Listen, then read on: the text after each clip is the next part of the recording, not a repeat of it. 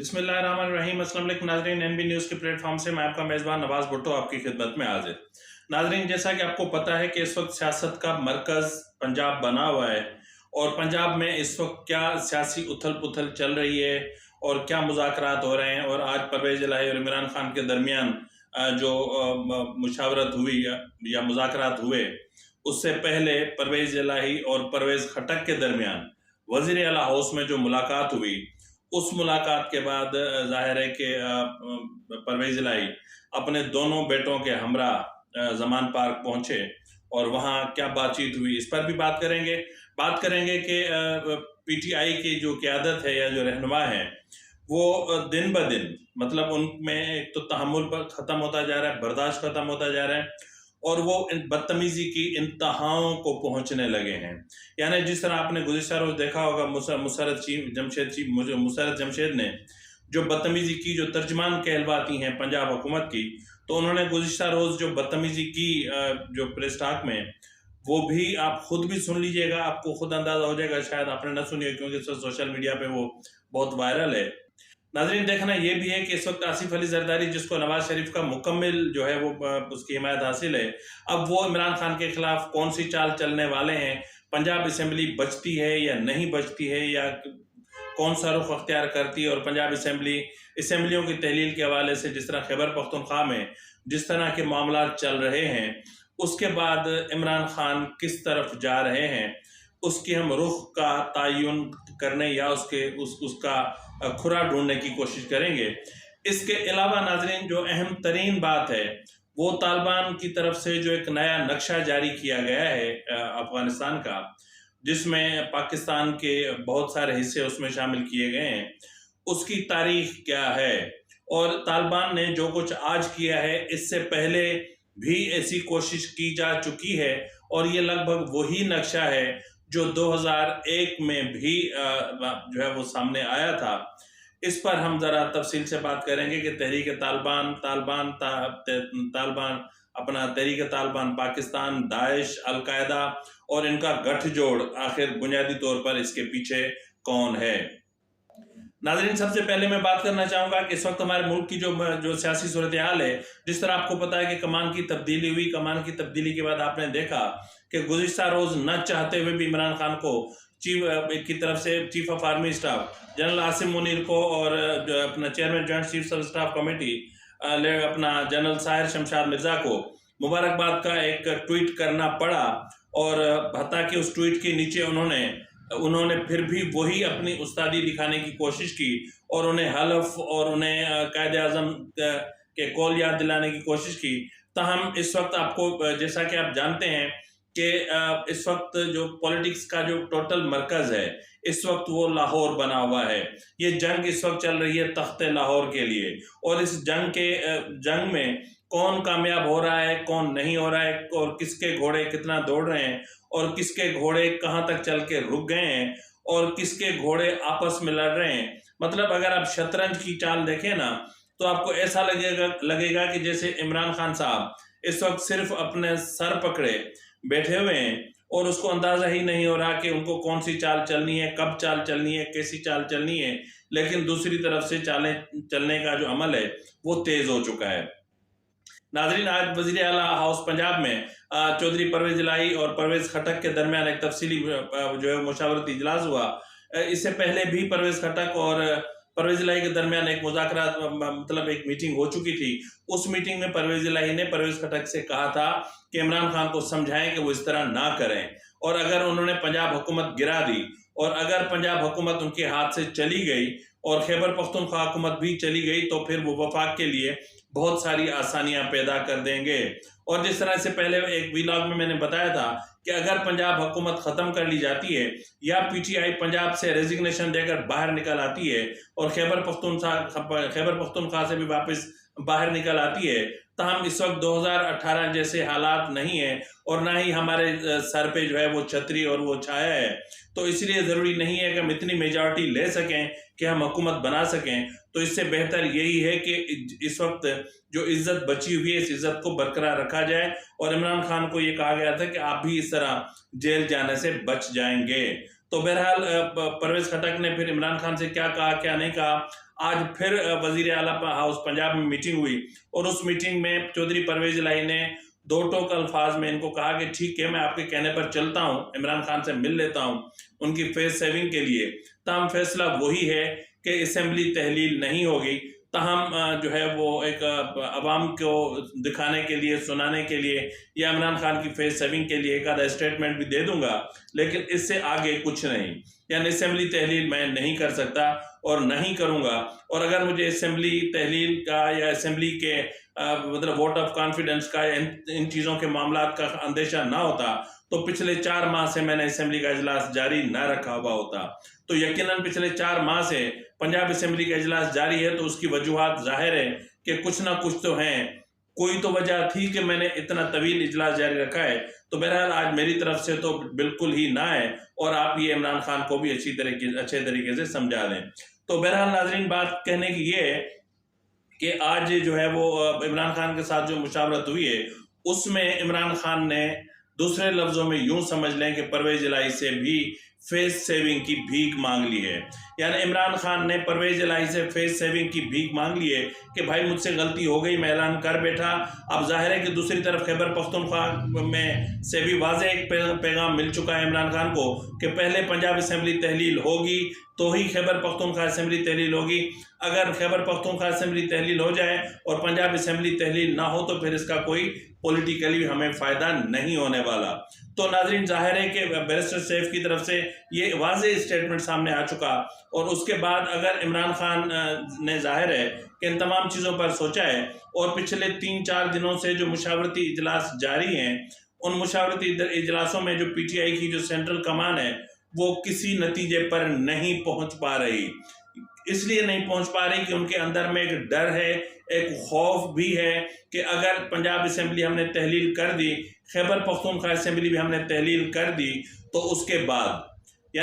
بعد ہمارے پاس کھیلنے کے لیے کیا بچتا ہے. یا پھر اگر ہم نے تحلیل مطلب پنجاب اسمبلی اگر ہم تحلیل نہیں کر سکتے اور ہم نے ریزگنیشن دے کر ہم باہر آ جاتے ہیں اور پھر سے انتخابات ہوتے ہیں تو بھی پنجاب اسمبلی کے ہمارے ہاتھ سے جانے کا اندیشہ موجود ہے. اور اس کے بعد جو ہے وہ جو چیز کہی گئی ہے وہ یہ ہے کہ ایسی صورتحال میں اگر ہم مورچے توڑ کر نہتے ہو کر اور بیچ میدان میں آ کر کھڑے ہو جائیں تو پھر پنجاب چاروں طرف اپنا وفاق چاروں طرف سے ہم پر حملہ آور ہو سکتا ہے, اور پھر اس وقت جو ہمیں ایک شیلٹر پرووائڈڈ ہے وہ شیلٹر بھی ہمارے پاس نہیں رہے گا. تو دوسری طرف ناظرین, نواز شریف نے آصف زرداری کو انتہائی اہم ذمہ داری سونپ دی ہے کہ پنجاب کا وزیر اعلیٰ کون ہوتا ہے مجھے اس سے کوئی سروکار نہیں ہے, پنجاب میں کیا ہو رہا ہے مجھے اس سے کوئی سروکار نہیں ہے, مجھے صرف سروکار ہے تو اس چیز سے ہے کہ مجھے پنجاب حکومت نہیں چاہیے. یعنی پنجاب حکومت آپ لے لو, پیپلز پارٹی لے لے, آپ پرویز الہی کو وزیر اعلیٰ بنا دو, جس کو آپ وزیر اعلیٰ بنا سکتے ہو بنا دو, تاہم پی ٹی آئی کی حکومت پنجاب میں نہیں دیکھنا چاہتا. تو بہرحال اس مشن پہ آصف زرداری لگ چکے ہیں, اور یہ بڑے پیمانے پر یہ توقع ظاہر کی جا رہی ہے کہ آنے والے 48 گھنٹے پنجاب اسمبلی کے مستقبل کا تعین کریں گے. یعنی پنجاب اسمبلی کا مستقبل کیا ہوگا, پنجاب اسمبلی رہے گی یا جائے گی, پنجاب اپنا یا پی ٹی آئی اسمبلی سے باہر آئے گی یا اندر رہے گی, یا پھر گورنر ووٹ آف کانفیڈنس لینے کے لیے کہتے ہیں یا نہیں کہتے ہیں, یا vote of no confidence motion move ہوتی ہے یا نہیں ہوتی ہے. یہ تمام چیزیں, ان تمام چیزوں کے ہر سوال کا جواب آپ کو آنے والے 48 گھنٹوں میں ملے گا. تو بہرحال ناظرین, اس سے جو ہے وہ جس طرح میں نے بات کی کہ آپ ابھی جو ہے وہ یہ انتہائی آئسولیشن کا شکار ہو گئے ہیں, اور ان کی آئسولیشن کا اندازہ یہ ہے کہ آج فواد چودھری نے ایک ٹویٹ کیا ہے, اور اس ٹویٹ میں سپریم کورٹ کے خلاف بہت واہیات اور گندی زبان استعمال کی ہے, اور یہاں تک انہیں کہا گیا ہے کہ آپ ہمیں بھاشن مت دیں اور آپ ہمیں سیاست مت سکھائیں, آپ اپنے عدالتی معاملات جو ہیں ان کو طریقے سے چلائیں تو یہی بہتر ہے. یعنی ٹویٹ اس وقت آپ کی نظروں کے سامنے ہوگا, ذرا آپ دیکھ لیں. اس کے علاوہ ناظرین, آپ کو پتہ ہے کہ پی ٹی آئی نے تو سوشل میڈیا پہ ایک طوفان بدتمیزی برپا کر رکھا ہے. تاہم گزشتہ روز پی ٹی آئی میں جو ہے وہ اپنا پنجاب میں جو پنجاب حکومت کی ترجمان کا جن کو منصب حاصل ہے, یعنی مسرت جمشید صاحبہ, انہوں نے ایک پریس کانفرنس کی. یعنی یہ پریس کانفرنس ظاہر کرتی ہے کہ احسان فراموشی کس کو کہتے ہیں. یہ پریس کانفرنس ظاہر کرتی ہے کہ نمک حرامی کس کو کہتے ہیں. یہ پریس کانفرنس ظاہر کرتی ہے کہ جس کا بندہ کھائے اور اسی پہ کیسے غرایا جاتا ہے. یہ پریس کانفرنس ظاہر کرتی ہے کہ جس نے پیار سے آپ کے سر پہ کل تک ہاتھ پھیرا تھا اور اس ہاتھ کو کاٹنا کسے کہتے ہیں. تو ناظرین ذرا آپ خود سن لیجئے, آپ کو خود اندازہ ہو جائے گا. ہم یہ یوم نجات منا کیوں رہے ہیں, یا ایک ہی وقت میں آپ سوچیں کہ قوم یوم نجات بھی منا رہی ہے, آپ ذرا ٹرینڈ دیکھیں, یوم دفان بھی منا رہی ہے, یوم تشکر بھی منا رہی ہے. کہ اب آگے سے ہم نیوٹرل نہیں ہوگے. بھائی ارے جاؤ اپنا کام کرو, آپ کے کہنے سے کسی نے ہونا یا نہیں ہونا. جس طرح سے آپ نے اپنی ذاتی ہوس, ذاتی لالچ اور کم عقلی, اور میں کہتی ہوں اس سے زیادہ کم عقل ترین شخص میں نے اپنی زندگی میں نہ سنا, نہ تاریخ میں پڑھا, نہ دیکھا, جس نے یہ لانتیں ماشاءاللہ سے بڑی جدوجہد کر کے سمیٹی. آج اب اس ساری ضلالت کا مزہ چکھو کہ تم غدار تھے, اور جن کے لیے تم نے یہ دولت کے انبار, یہ سب کچھ اکٹھا کیا ہے نا, انشاءاللہ تمہاری آنے والی نسلیں تمہیں اون نہیں کرنے والی. تمہارے اولاد کے جو بچے ہوں گے وہ نہیں بتائیں گے کہ ان کا دادا کون سا والا باجوہ ہے. باجوہ گردار باجوہ گردار. ناظرین ان الفاظ, یہ تمام الفاظ سننے کے بعد عمران خان اس سے پہلے کیا کہتے رہے وہ تو آپ کو پتا ہے. مسلسل سوشل میڈیا پر یہ تمام چیزیں وائرل ہو چکی ہیں. تاہم اس وقت ناظرین جو ہمارے ملک کے جو دفاعی ادارے ہیں, بالخصوص ہمارے ملک کے chief of army staff general Asim Munir صاحب کے لیے جو نیا چیلنج سامنے آ گیا ہے وہ ہے طالبان. تو اب یہ ظاہر ہے کہ افغانستان, آپ کو پتا ہے کہ میں واضح طور پر کہتا ہوں کہ طالبان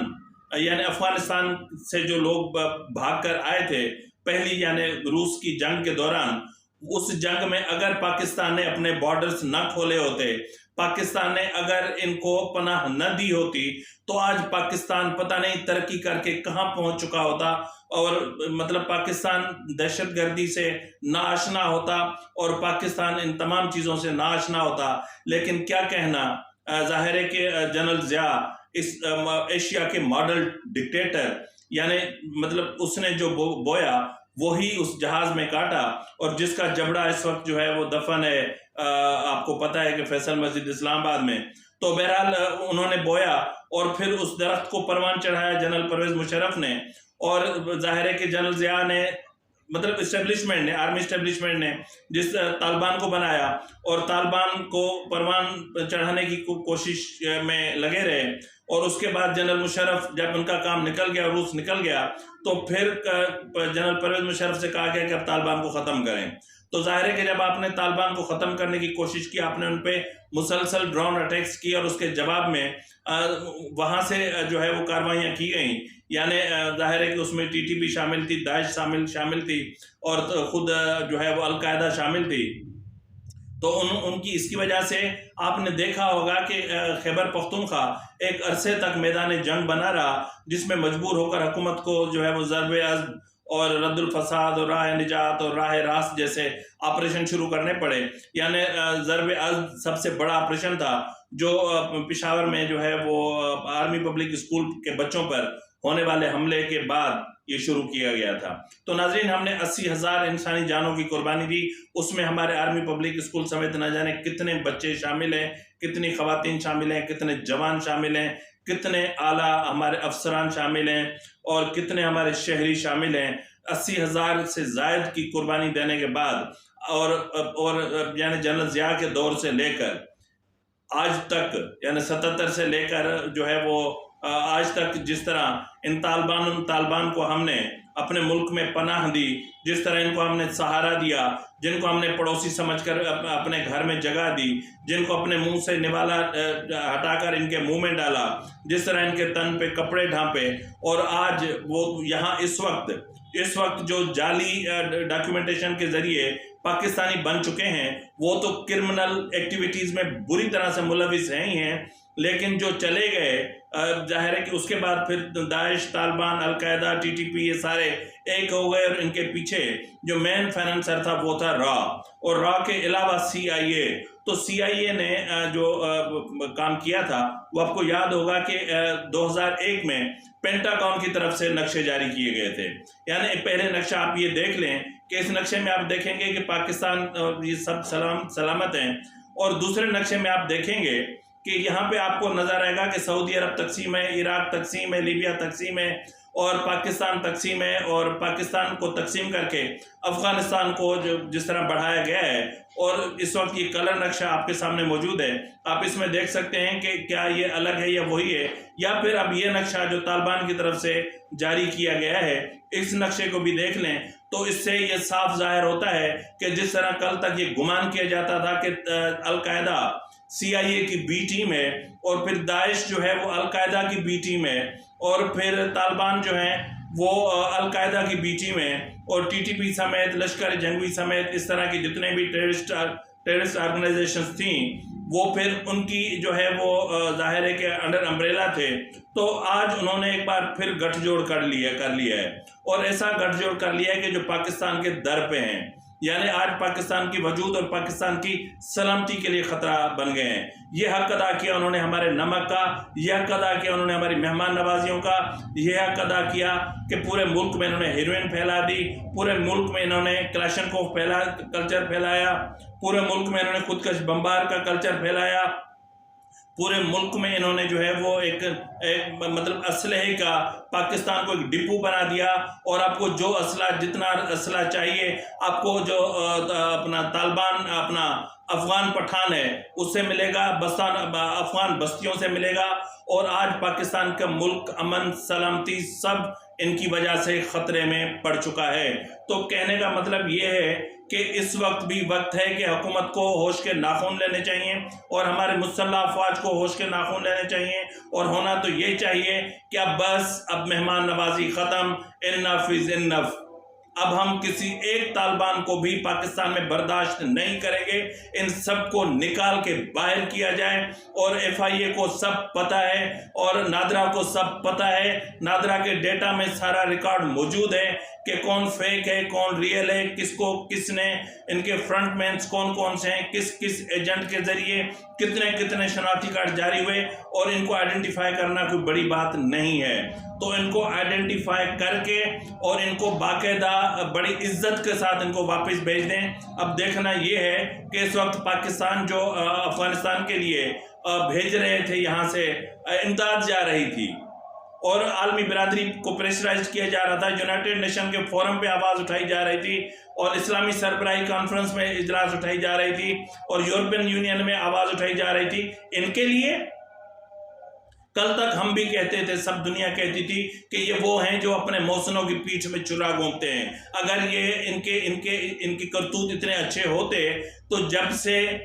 مطلب 52 ایئرز کا تقریباً میں ہونے والا ہوں، اور جب سے میں نے ہوش سنبھالا ہے، میں نے افغانستان میں امن نہیں دیکھا. کبھی ان کو خود کو لڑتے دیکھا ہے، کبھی ان کو روس سے لڑتے دیکھا ہے، کبھی ان کو امریکہ سے لڑتے دیکھا ہے. جب کوئی لڑنے کے لیے نہیں ہوتا تو پھر ادھر ایران سے لڑنا شروع کر دیتے ہیں. جب وہاں بھی کچھ نہیں ہوتا تو پھر ادھر پاکستان کے بارڈر کی طرف اپنی توپوں کا رخ کر دیتے ہیں، اور یہاں گولی چلانا شروع کر دیتے ہیں. تو بہرحال اب انف از انف، اب سب ختم ہو چکا.